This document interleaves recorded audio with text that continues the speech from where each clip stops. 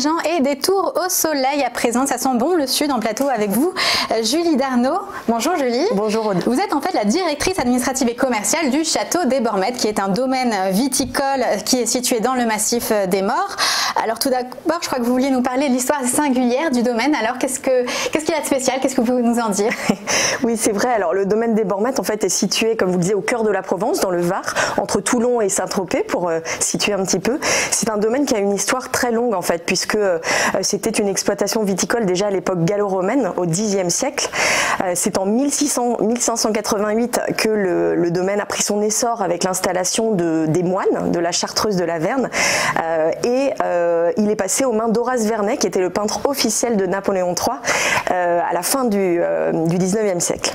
Donc effectivement un domaine historique. Alors vous proposez non seulement du rosé, mais aussi les autres couleurs de vin. Alors pourquoi ce choix justement? Pourquoi est-ce que c'est plus intéressant peut-être économiquement?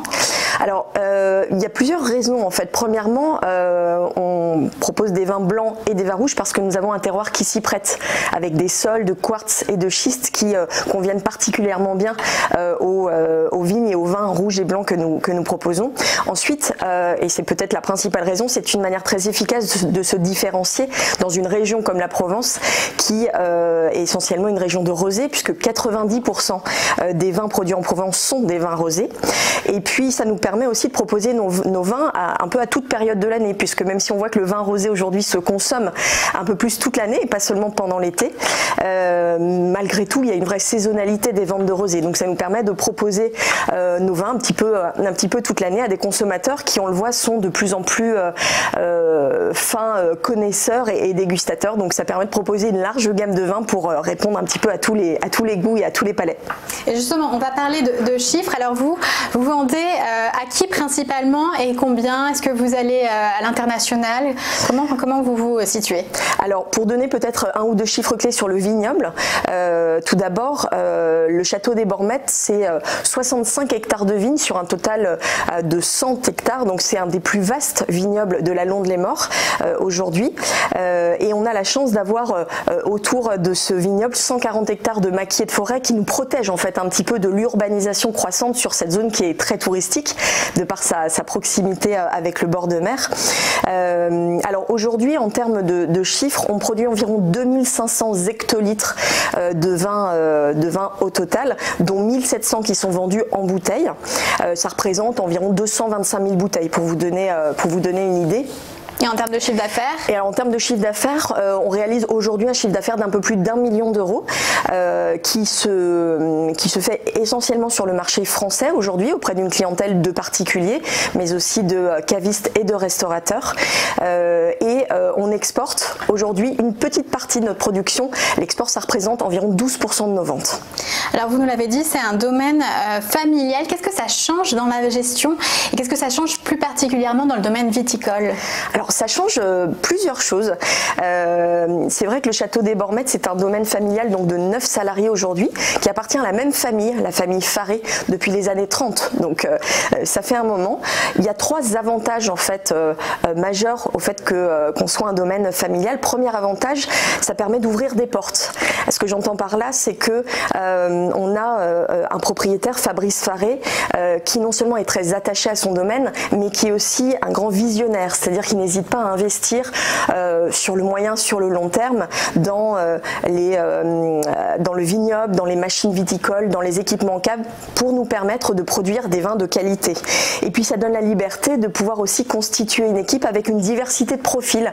On a une équipe un petit peu atypique puisqu'on a d'anciens militaires, on a la chance d'avoir une tractoriste femme, c'est assez rare dans ce secteur.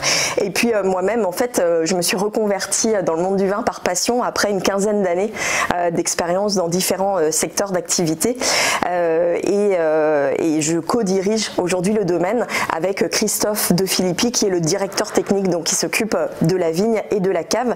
Et 2 autres avantages, le deuxième c'est que ça permet de garder en fait une cohérence des vins que l'on produit par gamme, puisqu'on maîtrise l'ensemble du processus de production, de la vigne jusqu'à la mise en bouteille. Et troisième avantage, ça nous permet aussi de proposer un rapport qualité-prix-plaisir très très concurrentiel et qui fait qu'on qu'on arrive aujourd'hui à se démarquer de nos concurrents. Et alors justement, ce rapport qualité-prix, plaisir, est-ce qu'il est compétitif à l'international? Je pense notamment à l'arrivée sur le marché de ces vins produits par les pays émergents qui ont justement un prix plus compétitif. Alors c'est vrai que l'exportation aujourd'hui c'est un enjeu majeur pour l'ensemble des domaines viticoles, pour nous bien sûr également. Aujourd'hui, comme je vous le disais, on exporte seulement 12% à l'étranger, principalement vers les États-Unis, les Pays-Bas, le Danemark, la Belgique, l'Allemagne et la Suisse. Et c'est vrai que si on s'intéresse au marché plus spécifiquement du rosé dans le monde, on voit bien qu'il y a un véritable engouement pour ce vin. Aujourd'hui, pour vous donner quelques chiffres, le rosé c'est 24 millions d'hectolitres produits dans le monde, ça représente 10% de la production totale de vin. Il y a une augmentation de 20% de la consommation mondiale de rosé sur ces 10 dernières années. Alors c'est vrai que la concurrence au niveau mondial sur le rosé, elle va venir surtout des pays comme les États-Unis, l'Espagne et l'Italie. Les pays émergents comme l'Argentine, le Chili vont plus se positionner sur les vins rouges. Mais malgré tout, la France et la Provence en particulier conservent réellement une position de leader sur les vins rosés. On a tendance à dire en fait que la Provence est au vin rosé ce que le champagne est au vin effervescent. Donc on a quand même encore une longueur d'avance. Il ne faut pas se reposer sur ses lauriers, mais on a encore cette longueur d'avance. Par contre, le concurrent qu'on doit regarder de près, en fait, il se situe sur le marché français. C'est le Languedoc qui produit aujourd'hui un peu plus de 30% des vins rosés en France et qui apprend à faire des rosés en style Provence, mais effectivement relativement imbattable en termes de volume et de prix. Alors c'est l'image France justement, la marque France qui va vous sauver aussi. Justement, comment on fait pour communiquer, pour vendre ces produits quand on est dans le milieu du vin? Alors au regard de notre structure, nous on cible en fait les salons auxquels on participe, il y en a beaucoup. Il y avait d'ailleurs cette semaine le salon Wine Paris à la porte de Versailles. Nous cette année nous participerons au salon ProWein qui a lieu du 17 au 19 mars à Düsseldorf en Allemagne et qui est vraiment aujourd'hui le grand salon international du vin. Et nous participons également à la 2e édition du salon Expression de Provence qui a lieu à Paris et qui est vraiment dédié justement au vin blanc et au vin rouge de Provence. Donc on en parlait tout à l'heure, qui est une manière pour nous de nous démarquer. Et en parallèle, on essaye aussi de développer notre présence digitale. On vient de retravailler notre site internet. On a travaillé sur le référencement naturel du site pour que les consommateurs puissent nous trouver plus facilement. Et on commence à mettre en place aussi une stratégie de communication via les réseaux sociaux. Et alors les consommateurs, de quoi ils sont à la recherche justement à présent, puisque sur le domaine de l'alimentation, on voit la nette tendance du bio. Est-ce que ça marche aussi dans le domaine du vin? Alors tout à fait, c'est une vraie tendance de fond, le bio. Pour vous donner quelques chiffres, aujourd'hui 5% du vignoble mondial est certifié bio. En France, la surface viticole bio a été multipliée par 3 sur les 10 dernières années. Ça représente aujourd'hui 10% du vignoble français, donc c'est non négligeable. Et la demande mondiale est en très forte croissance, environ plus 5 à plus 10% par an. Aujourd'hui, en France, les ventes de vins bio représentent 30%.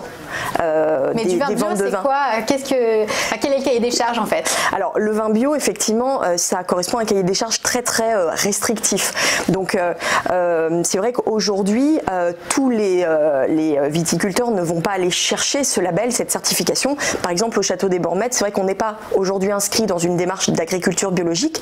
Par contre, on procède à une culture dite raisonnée de nos vignes. Alors qu'est-ce que ça veut dire? Ça correspond en fait à à réduire finalement les effets négatifs des pratiques agricoles et à maîtriser les risques sanitaires et l'utilisation en particulier de pesticides. Donc même si on n'est pas certifié bio, on va traiter notre vignoble de la manière la plus respectueuse possible. Et finalement, je crois que ce qui compte aujourd'hui, quand on parle du bio, c'est de faire de la pédagogie en fait auprès du consommateur, parce que c'est vrai qu'on en entend beaucoup parler des vins bio, des vins nature. Il y a une incidence sur le goût après peut-être? Alors il y a une incidence, il peut y avoir une incidence sur le goût, mais c'est vrai que c'est surtout en fait il y a un peu de tout si vous voulez quand on parle de vin bio et de vin nature. Ce qui compte surtout pour le consommateur, pour qu'il puisse déguster un vin de qualité sans défaut, avec une belle aromatique, c'est surtout le terroir et le savoir-faire du vigneron. Donc c'est surtout ça qui compte finalement plutôt que le label. Et finalement on retombe sur l'histoire. Pour 2019, qu'est-ce qu'on peut vous souhaiter? Quels sont vos projets les plus immédiats? Alors, beaucoup de choses. On est un domaine qui est encore en pleine croissance, même s'il a une histoire longue.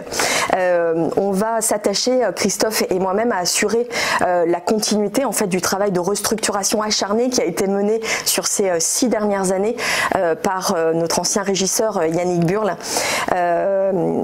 Au niveau des vignes, déjà, on va continuer à planter pour justement arriver jusqu'aux 100 hectares en fait de vignes dont on dispose sur le vignoble. On va continuer à traiter ces vignes en culture raisonnée, en limitant les traitements. Et puis en cave, on va continuer à limiter le sulfitage. On en entend aussi beaucoup parler aujourd'hui dans le monde du vin. Ça s'est rendu possible grâce au fait qu'on récolte de nuit et grâce aussi aux équipements en cave qui ont été acquis, en particulier les systèmes de refroidissement. Et au niveau de la commercialisation, évidemment, on va s'attacher à continuer à faire connaître en fait nos vins sur le marché français et bien sûr sur le marché international. Et à ramener de la Provence sur les plateaux. Exactement. Merci beaucoup, Julie Darnaud. Je rappelle que vous êtes la directrice administrative et commerciale du Château des Bormettes.